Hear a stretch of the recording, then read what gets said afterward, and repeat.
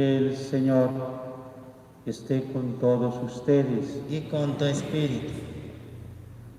Proclamación del Santo Evangelio según San Mateo. Gloria a ti, Señor. En aquel tiempo, al llegar Jesús a donde estaba la multitud, se le acercó un hombre que se puso de rodillas y le dijo: Señor, ten compasión de mi hijo. Le dan ataques terribles. Unas veces se cae en la lumbre y otras muchas en el agua. Se lo traje a tus discípulos, pero no han podido curarlo. Entonces Jesús exclamó: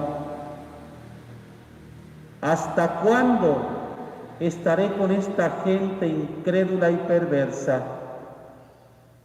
¿Hasta cuándo tendré que aguantarla? Tráiganme aquí al muchacho. Jesús ordenó al demonio que saliera del muchacho y desde ese momento éste quedó sano. Después, al quedarse solos con Jesús, los discípulos le preguntaron: ¿por qué nosotros no pudimos echar fuera a ese demonio? Le respondió Jesús: porque les falta fe. Pues yo les aseguro que si ustedes tuvieran fe al menos del tamaño de una semilla de mostaza, podrían decirle a ese monte: trasládate de aquí para allá, y el monte se trasladaría. Entonces, nada sería imposible para ustedes. Palabra del Señor.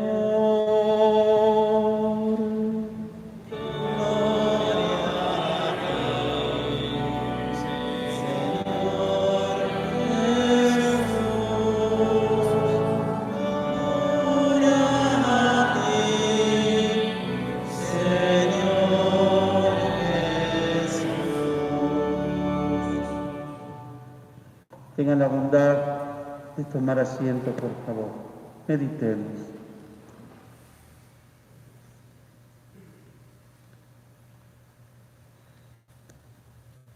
Jesús está siempre en movimiento. Hemos escuchado en estos últimos días cómo Jesús no es alguien que permanezca estático. Meditamos el pasaje de la multiplicación de los panes, el de la transfiguración. Ese Jesús que se compadece de las personas que acuden a Él y que siempre va de un lugar hacia otro de manera geográfica, siempre se está moviendo, está en una búsqueda, pero también se deja encontrar. Pareciera que el itinerario de Jesús es solamente geográfico, pero no. Su itinerario es también un camino que nos conduce a la fe. La fe que se recibe como un regalo de Dios y que se ha de cultivar para que se desarrolle. ¿Qué sucedería en el mundo, imaginemos, si nosotros con nuestra fe tuviéramos el encargo de evangelizar? Imagínense como un ejemplo que, primero Dios no va a suceder, pero vamos a imaginar hipotéticamente. Desaparece la palabra escrita, no hay manera digital de recuperarla. ¿Qué vamos a hacer? ¿Cómo vamos a transmitir la riqueza de la Sagrada Escritura, de la palabra de Dios, si no tuviéramos de dónde? Si perdiéramos este tesoro que Dios nos ha legado a través de los siglos, pues sería una fe que se ha de compartir a través de las obras. Será una fe que se ha de compartir de generación en generación, como aquellas personas que no tienen la oportunidad siquiera de leer, de estudiar o meditar. Seríamos como evangelios vivientes. Lo que hemos recibido y guardamos en el corazón, lo tendríamos que transmitir a través de nuestro testimonio de vida. Seríamos esa palabra de Dios para los demás, esa palabra que vive y que se da. La gente sencilla que a través de los años ha transmitido su fe, lo ha hecho de una manera generosa, lo ha hecho de una manera a través de la cual el Señor les ha permitido, como tú lo hiciste con tus hijos, desde que eran pequeños, con ese amor, con esa generosidad, como lo recibimos de nuestros padres, de manera particular de nuestra propia madre, que es la que se ha preocupado por compartir la fe en la mayoría de los casos.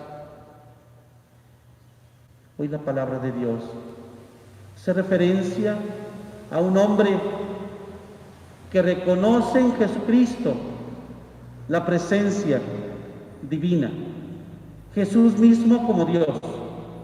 Este hombre que se postra ante Jesús y se arrodilla para pedirle, para suplicarle por su Hijo, para interceder por él.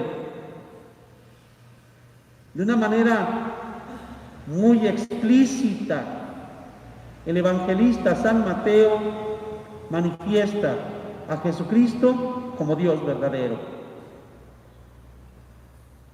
Y este hombre manifiesta a su vez que los discípulos no han podido sanar a su hijo, no han podido arrojar al demonio que está dentro de su hijo, un demonio que identificamos con esa enfermedad de la epilepsia y que de alguna manera ahí está presente en este joven. Un demonio al que Jesús ordena que salga de aquel joven, porque los discípulos no pudieron sanarlo.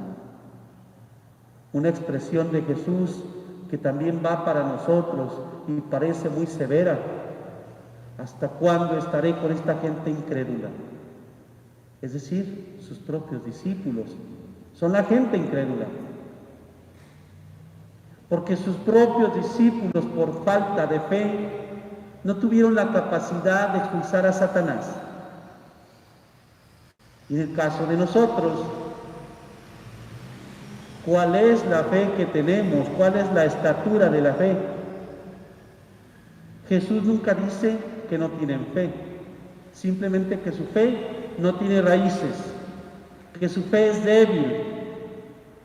Sería el ejercicio para nosotros de arraigar nuestra fe que hemos recibido y comenzar espiritualmente diciendo: Señor, voy a quitar toda esta hierba que hay en mi corazón y voy a dejar solamente la fe.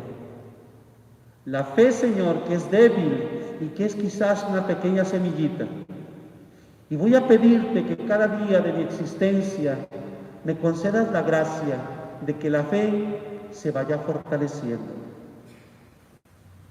de que la fe se vaya desarrollando, poco a poco, para que tenga la capacidad, Señor, de dirigirme a ti con esa confianza, con ese abandono, como lo hacen aquellos a los que les has concedido el milagro que piden.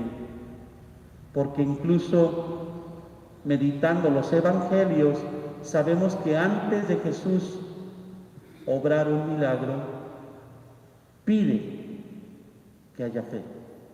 Cuando alguien pide un milagro y no tiene fe, el milagro no se realiza. ¿Qué es lo que le pedimos al Señor? Hoy por hoy le pedimos al Señor como si fuera un pliego, toda una lista de peticiones, y es muy válido, pero no nos abandonamos en sus manos. Qué madura sería nuestra oración si dijéramos: Señor, hoy en primer lugar vengo a darte gracias. Hoy también quiero decirte que me des lo que tú me quieras dar, que me concedas aquello que me va a santificar, que me des aquello que me hará cumplir con la misión que me has reservado. Pero no te voy a presentar una lista, porque tú desde antes conoces mis necesidades y en tus manos me abandono. Seríamos hombres y mujeres con una fe más madura.